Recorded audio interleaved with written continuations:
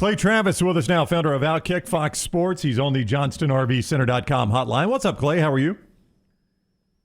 I'm doing well. How are you guys? Doing fantastic. Thanks a lot. I want to start with you with Ross Dellinger's report for SI about what the SEC is considering in scheduling. There are apparently two proposals that have legs. One is an 8-game schedule that would have a permanent opponent and 7 rotating opponents. The other one is a 9-game, which would be 3 permanent and 6 floating. Now, I think the 9 game is the one that gets approved. But in the event it was an 8-game, that would mean Alabama-Tennessee would die. As a Tennessee fan, how do you think most Tennessee fans feel about that? Who do we get instead? Vanderbilt? I think it's a great move. I would hate to give up that Vanderbilt rivalry. That's a yearly game that you just can't. That's right. Look, I think 6-3 should be the play, and you guys help me with the math on this. I believe 6-3 would mean, and I'm trying to do the math in my head, which is getting more complicated, obviously, with 16. I think it allows home and home every 4 years, doesn't it? If I'm not mistaken. Well, the way they would do it, I believe you have your 3 permanent, and then you'd play 6 teams, and then the next year you'd play 6 different teams, and then you wouldn't do your return game the next year. So, you would play in your 4 years on campus. First of all, your first 2 years you'd play everybody in the league, and in 4 years you'd play everybody home and home, and I think that works fantastic. Yeah, that's the play, and that's the one I've been arguing for a long time. You do away with divisions. You play, and that also eliminates, I think, to a large degree, any arguments about unfair scheduling. Now, I know the 3 teams that you still end up playing will be a real battle to figure out how those all get selected, and everybody's going to be looking for competitive advantages.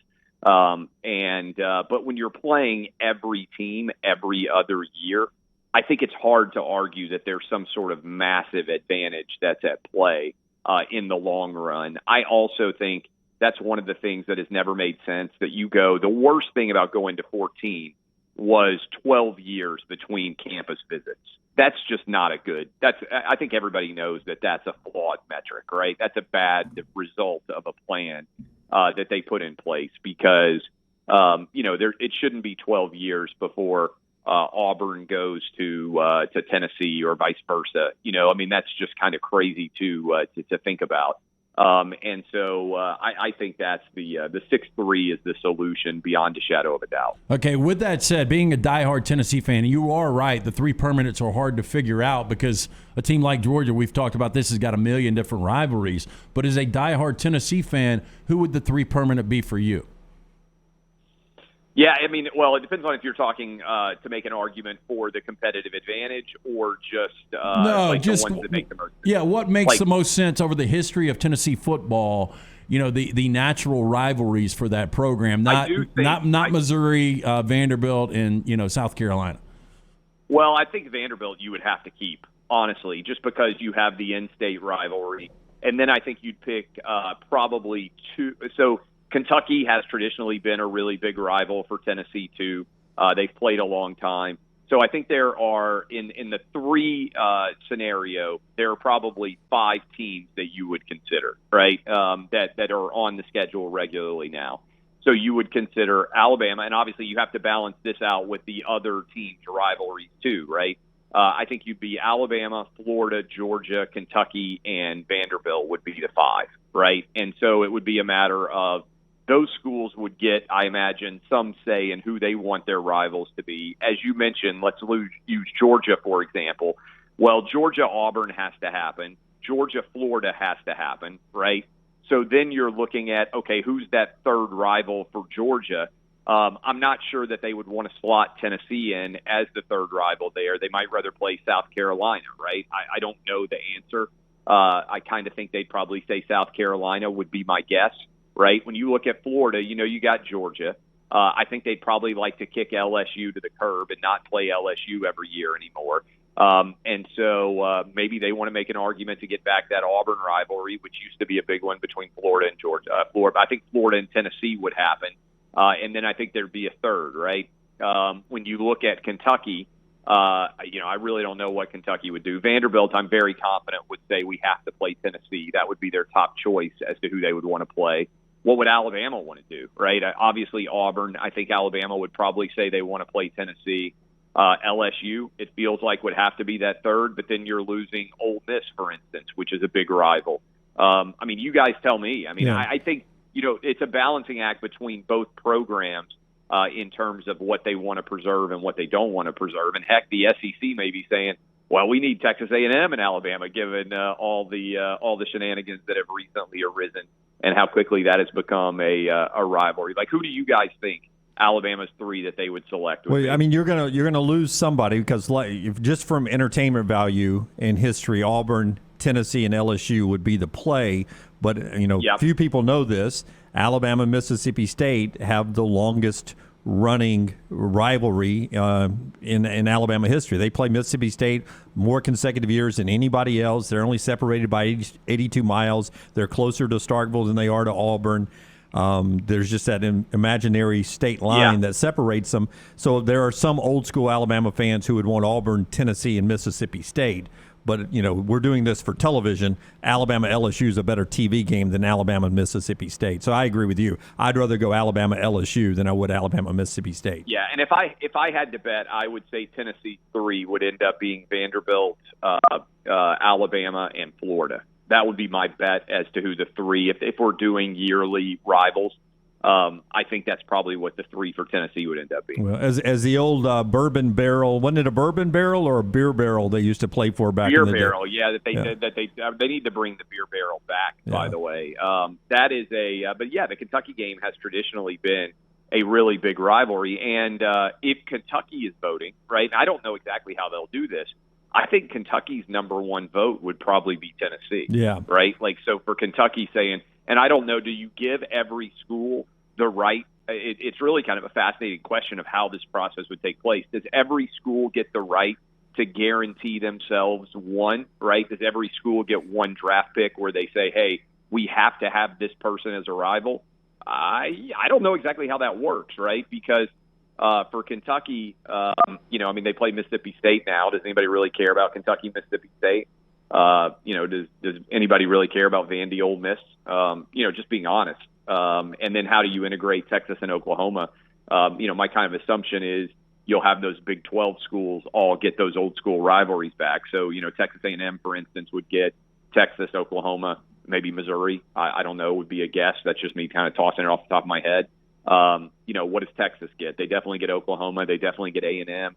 Who's their third that they want? Do they want them coming all the way cross country to try to create a little bit more of a rivalry? Like, could Florida and Texas play yearly to try to create? It's really an interesting question because, as you guys point out, television dictates a lot of this, and you've got such big markets. Now with Texas coming in, if you had a Texas-Florida yearly game, and I'm just tossing it out, those are by far the two biggest states in the SEC. The television ratings for a game like that would be pretty through the roof. Clay Travis with us. Clay Travis with us, Outkick and Fox Sports on Twitter at Clay Travis. He's on the JohnstonRVCenter.com hotline. But as we've pointed out before, you don't want Texas and Oklahoma coming to this conference without playing. It's one of the great rivalries in all. No, they 100% have to play. Yeah, but then you don't want Texas here without them playing A&M either, do you? No, so that's what I'm saying. That's why 6-3 is the play. Yeah, it's the only thing you can do. 6-3 has to play. Yeah, and look, and then I think it gets easy. You got two games automatically slotted for Texas that I think Texas would be ecstatic about. And to my point about, maybe I'm just tossing out Texas, Florida because of the huge matchup of the states, right, based on population. Even if you didn't get it yearly, the positive on a 6-3 is you get it every other year, right? So that's maybe the saving grace for anybody out there who's like, man, I really am going to miss that yearly game, insert rivalry here. Well, you get to still in the 4-year window 2 of those games. That's not exactly awful. Thursday, Jimbo, the impromptu press conference was incredible. Yesterday with the San Antonio Reporter was almost as good. Do you think we get a third installment of Crazy Jimbo? No, because I think every time Jimbo goes crazy, first of all, it's great this is one of those balancing acts where it's like, if you're Greg Sankey, where you're like, man, this is really incredible. We're dominating the news cycle, and it is. I understand people out there are like, oh, it makes the league look bad. I disagree completely. I think anytime you get people talking, but you guys, I'm a perfect example of this. Any publicity that doesn't end in jail time is good publicity, in my opinion, right? Like, I really don't care what people say about me as long as I'm not, being let out in handcuffs. And honestly, as long as I don't go to prison. Because if I beat charges, like Johnny Depp has got I don't know how much attention you guys have played to the Johnny Depp Amber Heard case, but it's probably the best thing that's happened to Johnny Depp's brand since he played Captain Jack Sparrow the first time. And who would have thought, like a month-long trial, defamation trial in Virginia was ever going to end up captivating the country like it has. I mean, more people are talking about Johnny Depp, Amber Heard, statistically, than abortion or inflation or Ukraine, Russia. I mean, it is just complete. I talked to my guys at Outkick the other day, and I was like, man, we really blew it by not just assigning one of our writers full time to be watching the Amber Heard and Johnny Depp trial, because I think the audience is so massive, we would have been producing huge, huge audiences. Do you think Nick Saban was wrong in what he said the other night? Look, what is going to have to happen, and this is what I would just say, regardless of who you're a fan of.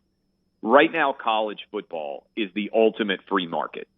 When you go pro in the NFL, you get signed to a 5-year contract. You can't go anywhere else. You are committed to work for the team that drafts you for 5 years. Right now in college football, you could theoretically sign 3 different NIL deals in a 4-year period. You can do it when you're a kid choosing a college. You can do it when you go into the transfer portal, because it's a combination of the NIL plus no restriction transfers. So you can have a really good freshman or sophomore year, throw up the deuces, and go into the transfer portal. And then you can graduate and also go transfer again. So in the space of 4 years, you could play for 3 different teams, signing 3 different NILs. And it hasn't happened yet, but what would Nick Saban do if Bryce Young walked in, this month to his office and said, unless I get $5 million, I'm transferring? He'd find $5 million. Yeah, he'd get $5 million. Yep. Right? But, that is the reality of where coaches are going to find themselves, right? And then the money has to come through, because you can make a commitment for $5 million and then somebody doesn't get that money and they say, okay, we got the Alabama LSU game. Unless my money comes in, I'm not taking the field, I think we could have situations like that arise. And we've already started to see it. The Miami basketball player evidently had a contract and just didn't like it and decided that he was going to put himself in the portal, right? So I think people have to decide, what do we want college football and college basketball to look like going forward? My idea would be, honestly, that every major conference needs to set their own rule, and it needs to be salary cap style, right? Like, you need for all these guys to enter into a union, and then you need to negotiate with them. And my big thing is, you got 85 scholarship players, let's say, on every team, right? There's a lot of talk about guys getting paid, but really a quarterback could make $4 million in a year, and a center might make $15,000, right? There's a big difference. So in my ideal world, we would have a salary cap. Let's say every SEC school gets $10 million, right, to spend. It's monitored. There's no under the board paying going on. It's like the NFL. And then as a coach and as a school, you can allocate that $10 million as you see fit, right? That to me would be the best. And you give people, let's say, $2.5 million of that is able to be used to sign kids coming in as 17-year-old recruits. So if you really love a player, you can give them $2 million, but that means that everybody else in the class only gets $500,000, right? I think that would actually be really entertaining.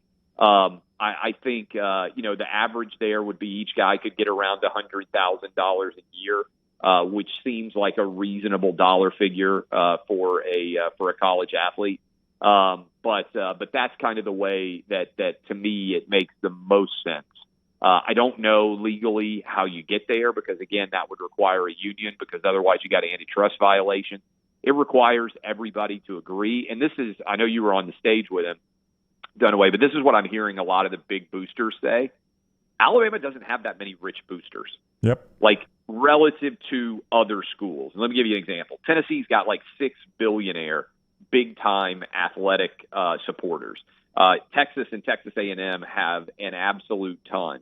The USCs of the world have a ton. To my knowledge, I don't know any monster Alabama booster who is a billionaire, right? Even Auburn's got Tim Cook. You know, if Tim Cook really ever decided that he wanted to get behind Auburn athletics, he could give, I don't think he has any kids. He could put $1 billion into an Auburn football NIL, and Auburn could go give every recruit, $2 million a year for the rest of our lives. I think right? Drummond Company might be. I was going to say Gary Neal Drummond's close to a billionaire, but I mean, that might be the only one. Yeah.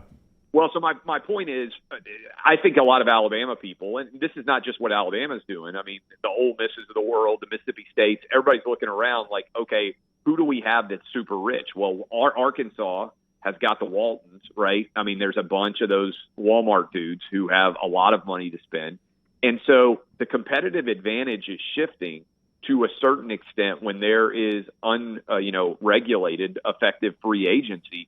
Who's got the biggest advantage? It's the people who are the richest. And so I think Nick Saban's looking around and saying, well, the oil's $120 a barrel or whatever the heck it is. Texas and Texas A&M have a ton of supporters who can really pay whatever they need to get the top recruits. And I don't think it was about losing the number one class to Texas A&M. I think it's about looking around and realizing that his excellence as a coach and Alabama's excellence as a program is ultimately going to get beaten out by money, right? I mean, you guys know this, and I'm surprised coaches don't realize this as much of capitalist as most coaches are, because a lot of these guys have one good year and they immediately demand, their salary be tripled. So I'm surprised that they would think this. You can love a school, but if one school is offering you $1 million and another school is offering you nothing, everybody's going to go to the $1 million school. And I'll quote, I believe it was, I'm trying to remember who exactly said it. It might have been Charles Barkley. You guys may remember this. But it's one of the great quotes of all time. And I remember hearing it all the time. Remember when Reggie White was one of the first big NFL free agents when they struck down the rules there? And Reggie White was an ordained minister, and he kept saying, I'm going to go wherever God tells me to go. And I think it was Barkley said, it's amazing how many athletes God tells to go whoever offers them the most money. and so, I mean, it's a great line. I think it was Barkley. You guys can ask him about it next time he comes on, whether or not I think it's his quote. But yeah, I mean, God sure does whisper into a lot of people's ear that they need to take the most money. It's going to be fascinating television, though. It's going to be fascinating television, though, Clay, when you turn on the TV in the future and I'm going to be hosting a telethon saying, all right, let's see where the total is on donations for the Alabama NIL. We just need 100,000 more $10 donations to reach the limit for this signing class. Here's another story about an underprivileged Alabama wide receiver who's doing the best he can. You don't like the left guard play this last year? Pony up right now. Make these phones ring. What's the number one thing that a rich guy wants to be able to say watching a game on Saturday? He's got involvement? Yeah, he had some sort of involvement in this. He went to your point, when a wide receiver catches a ball to win the game, he wants to be able to say to everybody in his suite, the reason why we won this game is because I went and paid for that guy to come down. He's my guy. Or Ole Miss, he's my guy. That's what they all want, right? I mean, that is the ultimate bragging rights. If you're a billionaire, you want to be able to say the reason why we beat our hated rival is because of the money that I put on the table. That's what these guys want, and that's what they have now. All right, he is Clay Travis. Let me clean up a quick mess. Gary Neal Drummond obviously passed. He was worth an estimated almost $1 billion when he died. So the Drummond family, as Lance said. I just wanted to clean that up, that Mr. Drummond had passed away. All right, Clay, thank you for the time. We always appreciate it. Have a great week. Hey, y'all too. I see you. All right, take care. Clay with us on the JohnstonRVCenter.com hotline.